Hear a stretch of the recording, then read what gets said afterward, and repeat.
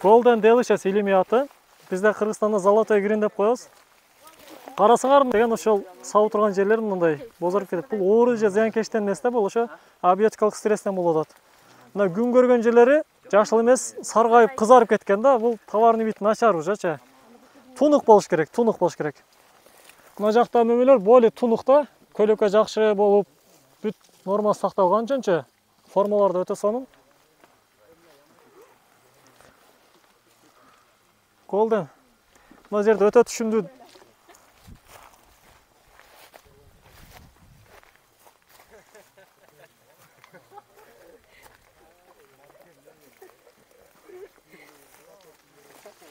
Мына түшүмдүүлүк өтө жакшы.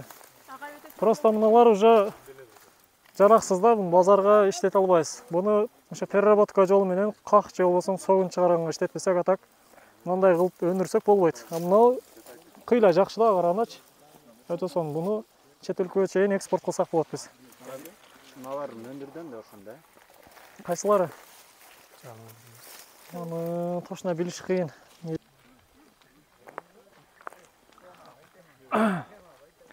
Бул жак түшүм жыйналып аткан ошо Red Cup деген сорту.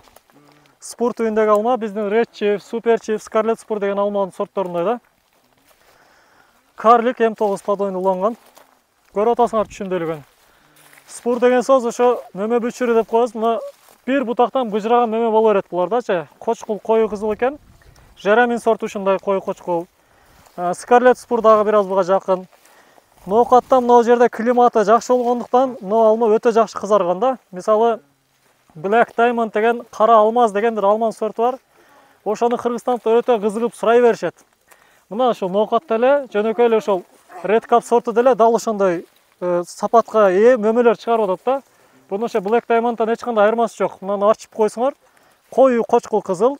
Ошо кыргыз жана түрк өлкөлөрү, бүт Өзбек, Түркия, Азербайжанга окшогон, Түркмөнстанга окшогон өлкөлөр ширинди жакшы көрөбүз.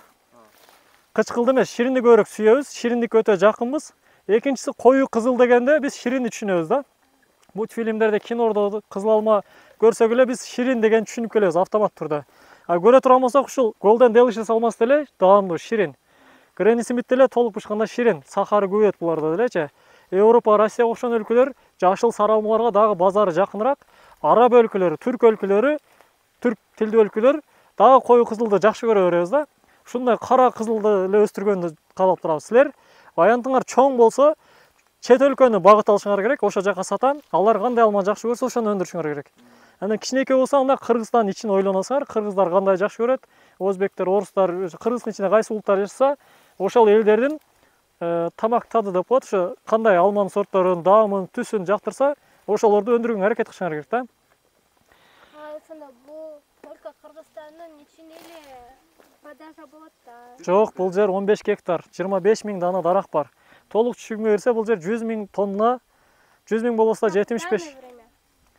Даны время ушул Кыргызстанда эле сатылып атат. Неге? Мөмөнүн саны азыраак, толук түшүмгө кире элек. Мына карасаңар, спур түбүндөгү шагырап турган мөмөнү. Спур түбүндөгү ушул экинчи жылы мына быйыл бутак пайда болду. Быйыл жаздан баштап мына жерден кескен экен, лидерди улап өстү бул. Жанынан лидер конкурент болуп, тар градуста бир бутак пайда болду. Мына жерден ылдыйынан былтыркы бутак, былтыр мындай эле болгон, быйыл мындай спурларды пайда кылды да. Спурларды пайда кылды. Ушу мөмө бүчүрлөр ар бири гүлдөйт. 5тен, 7ден 10, 13кө чейин гүл чыгарат. Жалпысынан 5 эле гүл чыгарат. Ар бири 4тен 5тен да мөмө кармай алат буларчы. Жок эле дегенде бирден мөмө кармайт. Мына жерде быжырап турган ошол да. Быжырап турган ушундай болуп быжырап кетет. Мындай сорттор Red Chief, Scarlet Spur, Super Chief деген сорттор, Oregon Spur, аттарында Spur деген сөз бар италия сорттордочу. Red Cup деле ошо спур түрүндө сорт экен, мына көрүп атабыз. Быжырап турганы эгер мөмөгө зыян бербесе, карайсыңар, аны даракка бул азыр толук түшүмгө кире элек болгон үчүн жая элек да булчу. Кийинчерээк бул жака мына бутакта бир дана мөмө жок. Буга да 2 килограмм, 2,5 килограмм мөмө байлайт. Мынага байлайт, буга бөлөт, ошондо мына жерди суюлтат. Жалпысынан бул дарактан бир 30 килограмм мөмө алса, гектар башына бир 60 тоннадан түшүм алат мына жерден, 4кө 1 кылып эккендечи. 2000-2500 мөмө болот. Мына эми азыр эми бул жаш дарак болгон үчүн мыналарды байлап, булар кийинки жыл спурга айланат. Мына спурлар кийинки жыл мына жерде шагырайт мындай болупчу. Ушундай болуп түшүм барган сайын көбөйөт. 5-6-7 жыл мындай тепкич менен жылдан жылга көбөйүп кете берет. 2 килограмм, 5 килограмм, 10-15 килограмм, 20-22, анан 30-35 болуп, ошо нормада кармап кетесиңер. 15-20 жыл боюнча ушундай түшүм аласыңар. Көрүнүш. Силер болсо ушундай табияттын ичинде мөмөнү жеп, ушундай дарактар менен экологияга да пайдалуу. Канча клеткаларды абаны кычкылтекти пайда кылып атат. Глобальный потеплениянын алдын алып атат мына дарактар. Боз жаткан жерлерге суу чыгарып, ушундай бакка айлантып койгон ушул Азирет экеге, ушул жерде аксакалдарга да рахмат да. Ошо кыргыздын башын бириктирип, кооператив түзүптөр ноокат алмас деп.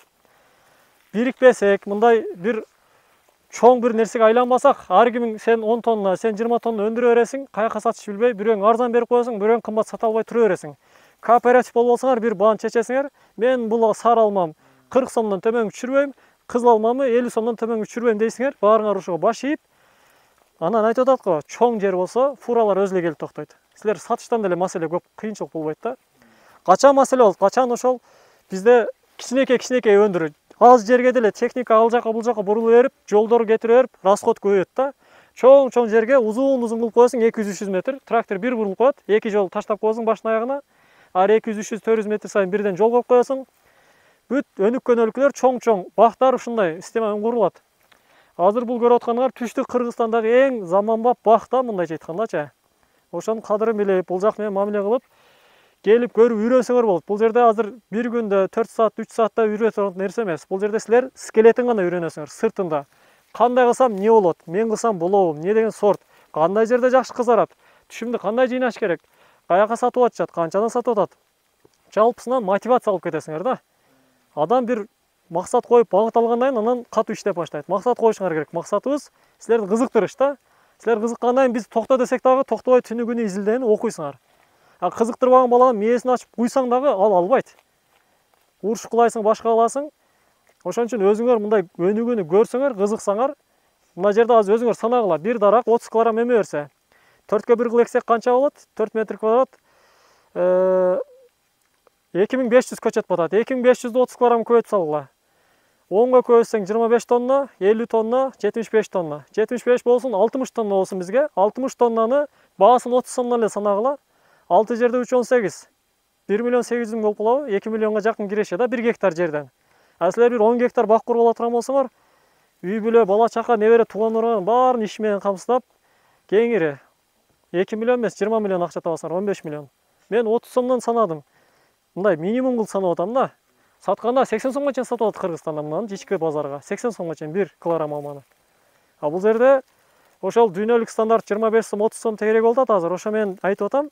Кыргызстанда андай өндүргөндөр аз болгон үчүн аз кымбат болуп атат.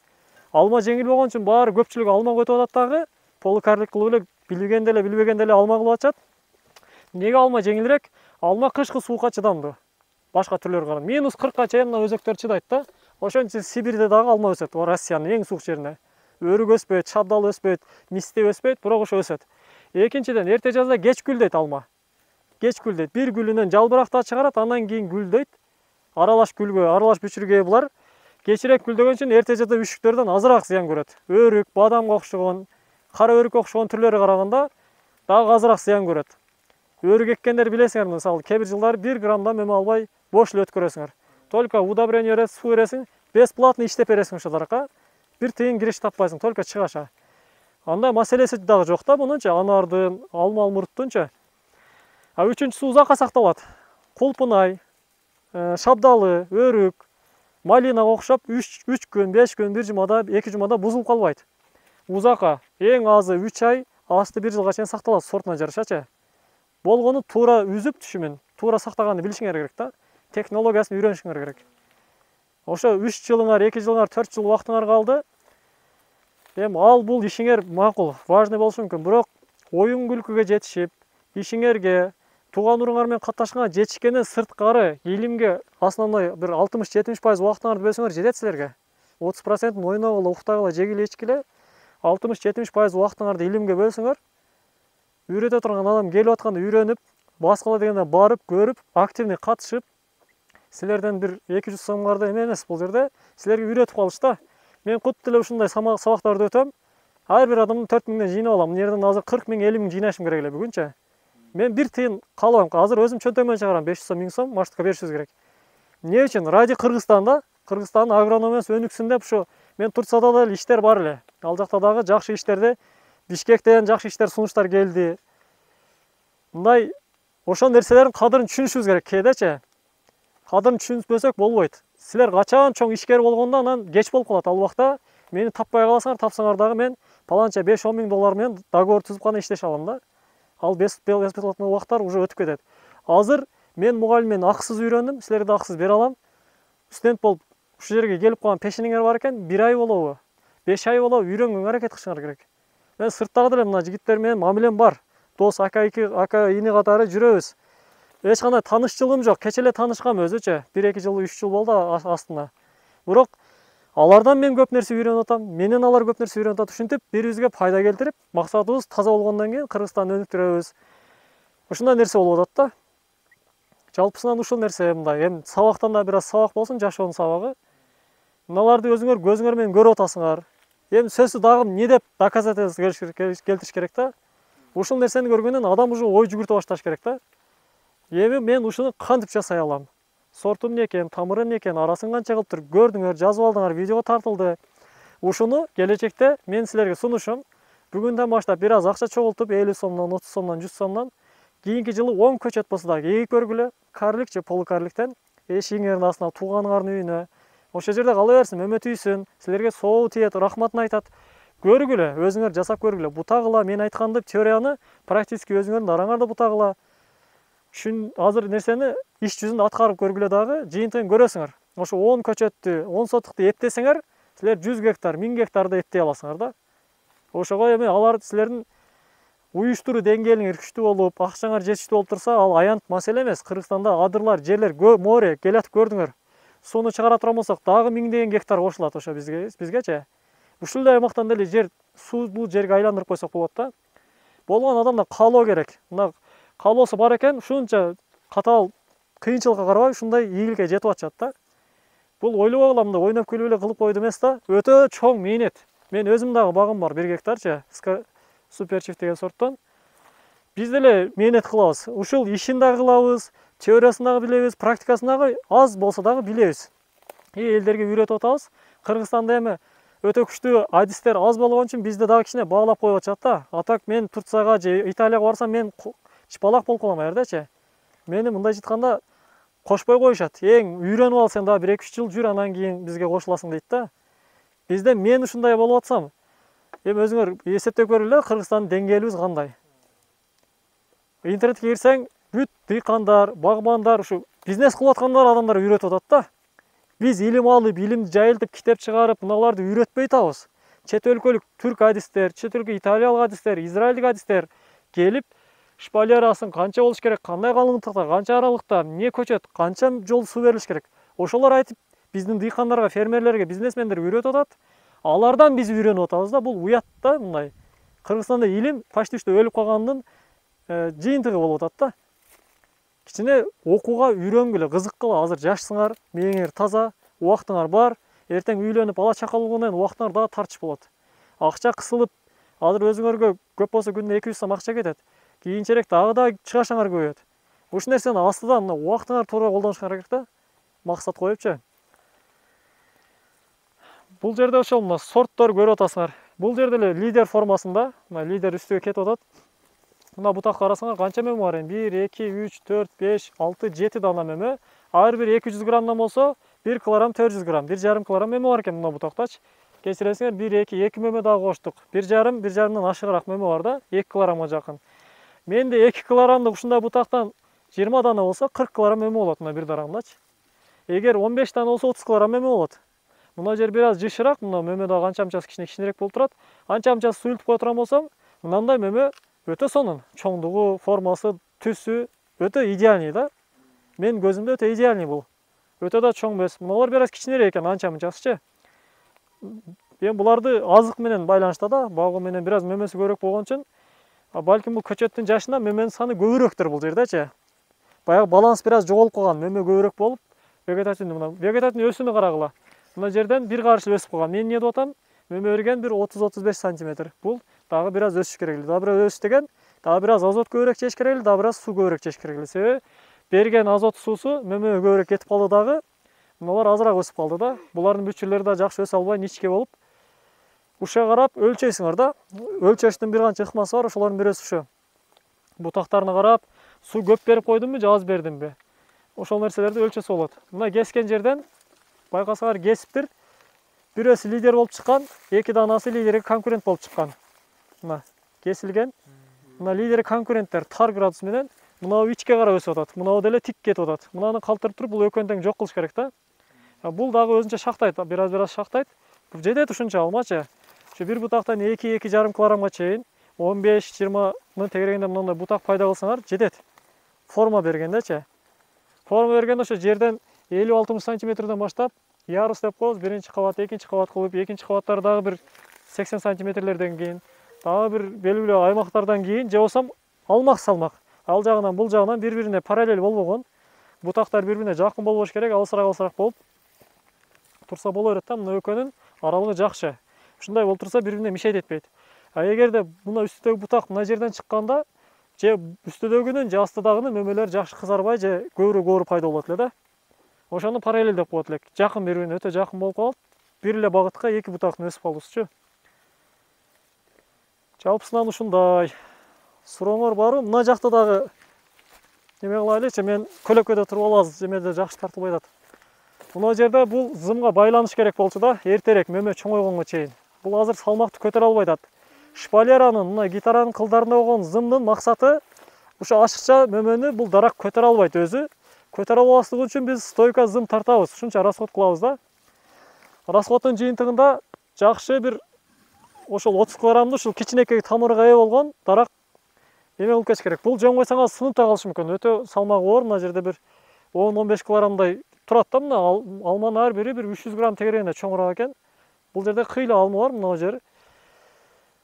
Эмеге байланыш керек эле, шпалерагачы мына байланган окшойт. Эми бул жерде убакыт жетишпей дагы байлай албай калат да. Чоң фермаларда ушундай убактысы жетишпей, башка болуп, андай дагы учурлар болот. Эми жалпысынан мөмөнү суйултканда дагы эки жол бар, билесиңер. Химиялык жол менен, же болбосо кол менен. Эгер жериңер кичинерээк боло турган болсо, кол менен суйулткан эң жакшы болот. Аралыктарын бирдей аралыкта таштайсыңар. Өтө жыш болгон жерлерин суйултасыңар. Мөмөнүн баардыгы тегиз бирдей сапатта болот да. Жакшы чоңоет, бирдей болуп, формасы бирдей болот, жакшы бирдей болуп кызарат. Сапаты эң астыңкы сапатта болот да. Ал эми химикат менен мындай чоң жерлерди кол менен мүмкүн эмес. Мындай жерлерди эмне кылабыз? Трактордун ортосуна ооруларга каршы чачкан аба менен пульверизатордун чоңдору болот. Ошого эле атайын фитогормондор бар, гүлдөрдү кууратып кое турган. Ошол дарыларды чылап туруп, нормасын, дозасын өзүңөр эме кыласыңар, 30% гүл өлсүнбү, 50% гүл өлсүнбү, 70% гүл өлсүнбү. Карайсыңар дагы, ошо 30% гүлүн өлтүрө турган кылып дозасын даярдап туруп, трактор менен бир жүргүзүп кетсеңер, кайсы жерге ошо химикат тийсе, ошо гүлдөр куурап кала берет. Ал жер мөмө бербейт. Силер өзүңөр башынан гана өлтүрүп коесуңар да. Ошо суюлуп калат. Эми кээ бир учурда мына жер жыш мөмө болуп, мына жер вообще мөмөсү жок болуп деле калышы мүмкүн. Трактордун ошондой жаман жагы бар. Бирок чоң жерде андан башка вариантыңар деле жок да. Чоң жерди кол менен кылып бүтүш мүмкүн эмес. Январдын биринен бутаганды баштайбыз дейт. Неге булар эрте бутап атат? Жетише албайт. Физически мунча даракка ошол 10-15 адам менен силер февралдын ортосунан баштагыла десек, жетише албай каласыңар марттын ортосуна чейин. Чоң жерге эрте башташат. 100 гектар, 50 гектар, 30 гектар, 20 гектар чоң жер болгон үчүн дагы эртерээк баштайт, ошондой узаараак эме болот да. Эми адам саны көп болсо профессионалдуу бутоочулардан ал учурда бир аз башкача, бирок бизде эми командалар бир 10-15тин эле санда болот да көбүнчөчү. Туркияда деле ошондой, негизи эң жакшы ошол катуу суу өтүп кеткенден кийин бутаганы жакшы болот, бирок акыркы жылдары мына глобалдык ысынуунун улам, анын үстүнө жумуш дагы жетишпейт, андай болбосо деле анча мишейт, зыянга учурабайт дейт. Мына жерлерде алмаларды карасаңар, тик-тик өскөн бутактар көбүрөөк да. Неден пайда болуп атат? Аларда бир да мөмө жок, кайра ичин көлөк болуп атат. Буларда мөмө дагы аз экен, көп кескен, ал вегетацияны өсүүгө түрткөн да. А буларда азыраак кесилген, мөмө көбүрөөк. Балансты кармашыбыз керек да. Мөмө дагы болуш керек, бутагы дагы болуш керек да. Мыналарды карап көрсөңөр, мыналарда өтө эле мына жерлерден кесип калган, кыска кылып, жана баягы эле айткандай, бир карыштан кесип калган. Мына жери кийинки жыл мөмө берет мына спурларчы. Бирок Бул жагы уже нормадан ашыкчасы менен өсүп кеткен да.